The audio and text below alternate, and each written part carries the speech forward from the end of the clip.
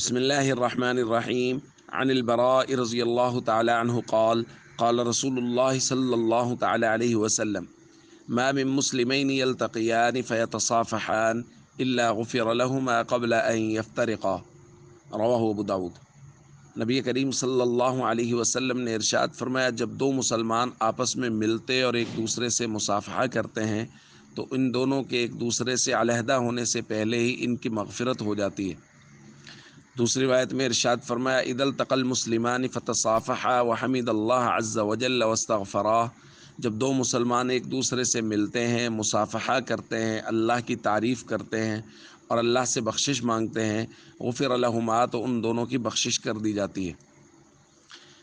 دوستو، آداب میں سے ایک ادب یہ ہے کہ جب دو مسلمان ایک دوسرے سے ملیں تو ایک دوسرے سے مصافحہ کریں، یعنی پہلے سلام کریں پھر مصافحہ کریں، کیونکہ سلام کی بات ہم پہلے کر چکے ہیں۔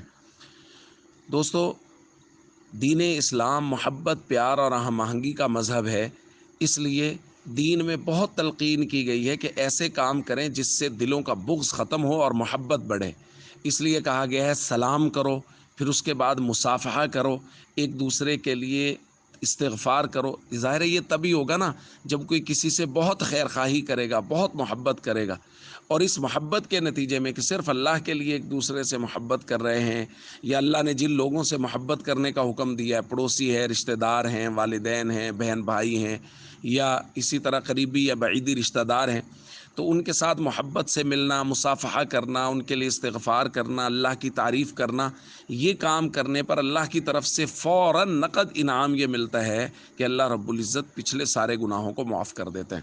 اس لیے دلوں کو ہمیشہ صاف رکھنا چاہیے، محبت اور پیار کے جذبات سب کے لیے رکھنے چاہیے، اور جب بھی ایک دوسرے سے ملاقات ہو تو مصافحہ کرنا چاہیے، اللہ کی حمد اور استغفار کرنا چاہیے۔ السلام علیکم ورحمۃ اللہ وبرکاتہ۔